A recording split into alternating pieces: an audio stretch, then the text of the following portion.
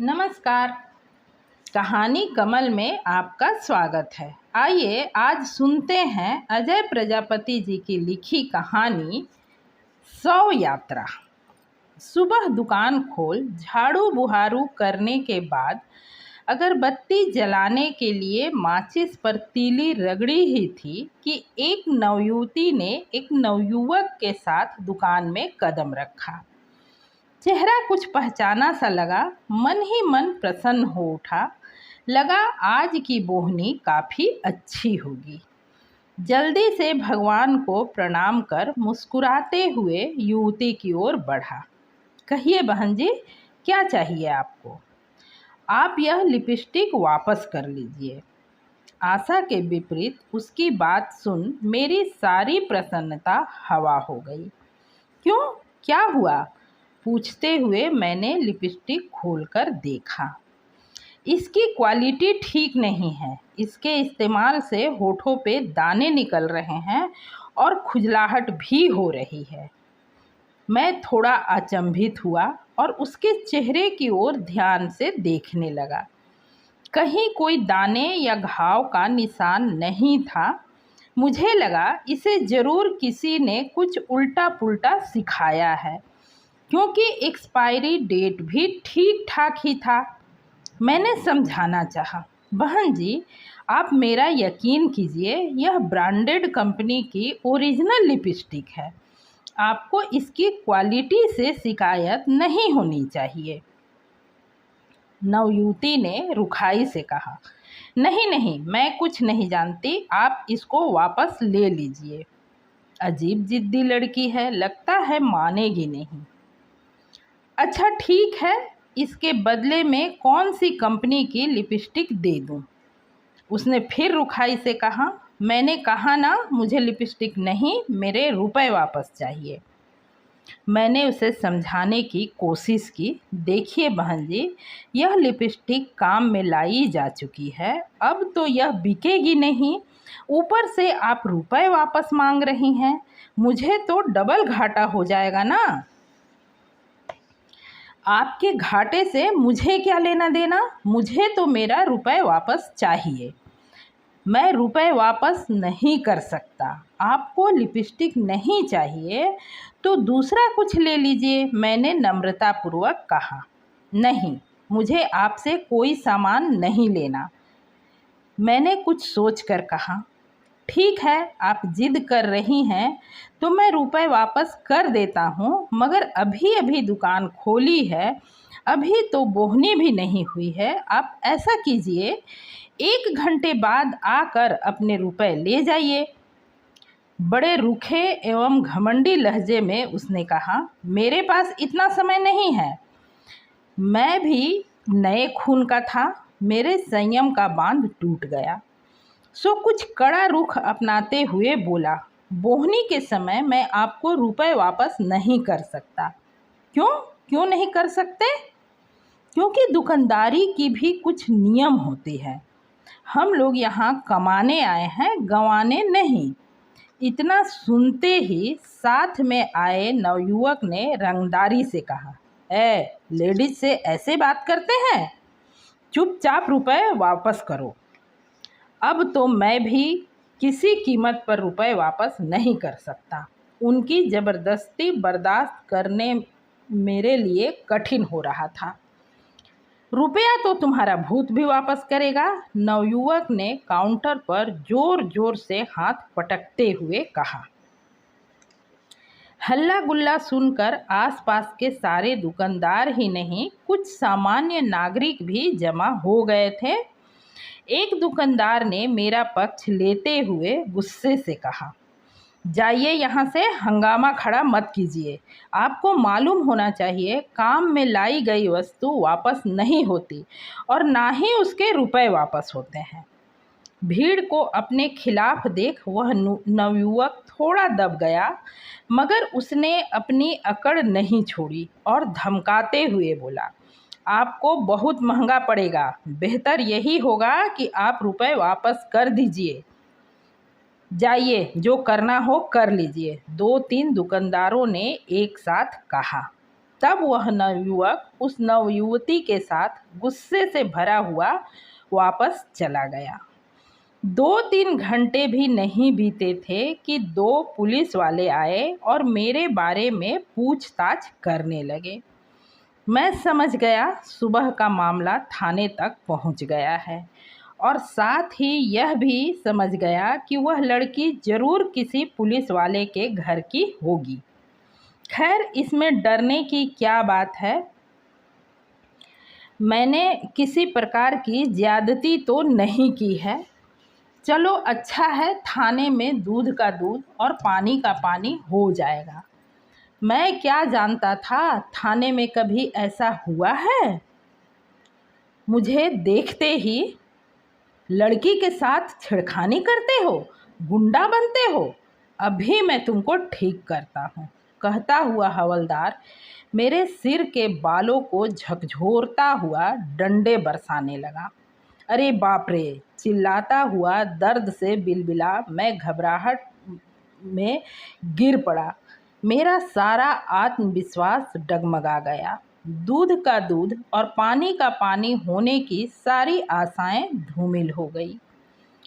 Police द्वारा नाजायज तरीके से पकड़ लिए जाने की खबर चूंकि पूरे बाजार में जंगल की आग की तरह फैल गई थी, इसलिए थोड़ी ही देर में बाजार समिति के मेरे साथी दुकानदारों की भीड़ मुझे छुड़ाने थाने पहुंच गई। मेरे समर्थन में इतने सारे दुकानदारों को एक साथ देखकर हवलदार ने अपने गुस्से पर थोड़ा काबू किया और मुझे सामने के बेंच पर बैठने को कहा। भीड़ से निकलकर 2-3 बुजुर्ग दुकानदार आए और मुझे बेकसूर बतला मुझे छोड़ने का अनुरोध करने लगे। हवलदार ने कानून झाड़ा। आप लोग जिसकी पैरवी करने आए हैं उसके खिलाफ लड़की के साथ छेड़छाड़ और गाली गलौज करने की शिकायत दर्ज की गई है। एक दुकानदार ने कहा, साहब जी, हम लोग इसे वर्षों से जानते हैं, यह ऐसा लड़का नहीं है। दूसरे दुकानदार ने कहा, सर पता नहीं कैसे इससे भूल हो गई, इसकी तरफ से हम लोग क्षमा मांगते हैं। तो तीसरे दुकानदार ने नाराजगी जाहिर करते हुए कहा, सरासर झूठी शिकायत की गई है इसके खिलाफ, आप चाहें तो जांच कर सकते हैं। तब तक कुछ और दुकानदार भी जमा हो गए। मुझे छोड़ने की मांग बढ़ने लगी। आक्रोशित दुकानदारों ने नारेबाजी भी प्रारंभ कर दी। हवलदार ने भीड़ का रुख देखकर पैंतरा बदलते हुए कहा, आप लोग अभी जाइए, बड़े बाबू आएंगे तब उन्हीं से बात कीजिएगा। मगर सभी डटे रहे। लगभग 2 बजे थाना प्रभारी आए। मेरे साथियों में हलचल हुई। बात करने के लिए वे आगे बढ़े और सारी बातों की जानकारी देते हुए मुझे बेकसूर सिद्ध करने में लग गए। सभी की बातें सुनने के बाद थाना प्रभारी ने मुझे पास बुलवाया और पुलिसिया लहजे में सर से पांव तक घूरा। फिर नाम धाम पूछकर सारी घटना का विवरण मेरे द्वारा जानना चाहा। मैंने सारी बातें ज्यों की त्यों बतला दी। उसके बाद भी उन्होंने असंतुष्टि जाहिर करते हुए पुलिसिये दबाव बनाने के लिए कहा। मेरे पास खुद एसपी साहब ने फ़ोन कर जांच का आदेश दिए हैं, फिर भी आप सभी जमानत देते हैं तो इसे छोड़ देता हूँ। इसके बाद उन्होंने एक पेपर मंगवाया और माफ़ीनामा लिखने को कहा। मेरे दोस्तों ने समय की नाजुकता को देखते हुए मुझे माफ़ी मांगने और मामले को रफा दफा कर लेने की राय दी। मेरी आत्मा इस बात को स्वीकार नहीं कर पा रही थी, क्योंकि ठीक 2 दिन पहले ही शादी की प्रारंभिक रस्म अदाई के तौर पर मेरा छेका हुआ था। छेके के बाद अनौपचारिक बातों के क्रम में मेरी होने वाली पत्नी के मामा जी ने हम सभी को बतलाया था कि उनकी दीदी अर्थात मेरी होने वाली सास इस रिश्ते के लिए तुरंत मान गई जब उन्होंने अपनी दीदी से कहा कि लड़का है ही तारीफ के लायक, लगभग 2 घंटे वहाँ रहा था। उसकी दुकान पर अच्छी खासी महिलाओं की भीड़ थी। तुम तो जानती ही हो कि लड़कियां मीन मेख निकालने में कितनी उस्ताद होती है, मगर वह इतनी शालीनता एवं कुशलता से सबको डील कर रहा था कि मैं आश्चर्यचकित रह गया। और जब लड़के के बड़े भाई ने कहा कि वह इस साल भाई की शादी करना चाह रहा है, तो मैंने ग्राहकों की भीड़ छंटने के बाद यूं ही लड़के के मन लेने के लिए पूछ लिया, कैसी लड़की से शादी का इरादा रखते हो? पहले तो वह मेरी बात समझ नहीं पाया, फिर हंसते हुए बोला, अच्छी लड़की से। मैंने कुछ और जानने की गरज से पूछा, अच्छी लड़की यानी कि क्या? तुम्हारी कोई कल्पना तो होगी? नहीं नहीं, मेरी कोई खास कल्पना नहीं है। कल्पना करने की ज़रूरत भी क्या है। मैं तो बस इतना जानता हूँ कि हिंदुस्तान की सारी लड़कियाँ अच्छी होती हैं। बुरे होते भी हैं तो लड़के होते हैं। इसलिए तो लड़कियों को अच्छा पति पाने के लिए व्रत रखना पड़ता है, जबकि अच्छी पत्नी पाने के लिए लड़कों को व्रत रखने की ज़रूरत नहीं पड़ती। उसके चेहरे पर आदर्शवादी मन की झलक देख मैं काफ़ी प्रभावित हुआ और उसी वक्त मुझे लगा कि सीमा के लिए यह लड़का बिल्कुल ठीक रहेगा। दूसरे कमरे में बैठा बैठा मैं अपनी तारीफ सुन कुप्पा हो रहा था कि मैं कितना सभ्य, शालीन, व्यवहार कुशल एवं ऊंचे आदर्शों वाला नवयुवक समझा जा रहा हूँ। मगर आज ठीक तीसरे दिन सारे समाज के सामने थाने में बैठकर वैधानिक तौर पर यह मान लेने को मजबूर था कि मैंने एक सम्मानित महिला के साथ छेड़छाड़ एवं गाली गलौज ही नहीं किया, बल्कि उसे धोखा भी दिया है। यह सारा कुछ मेरे लिए मौत से भी बदतर था। फिर भी मैंने कांपते हाथों लिखा और डबडबाई आँखों को पोंछता हुआ अपने साथियों सहित बाहर आया। मेरा स्वाभिमान पूरी तरह टूट चुका था। अपनी ही नज़र में गिर गया था मैं, मगर मेरे दोस्त मुझे छुड़ा लेने की अपनी सफलता पर खुश थे।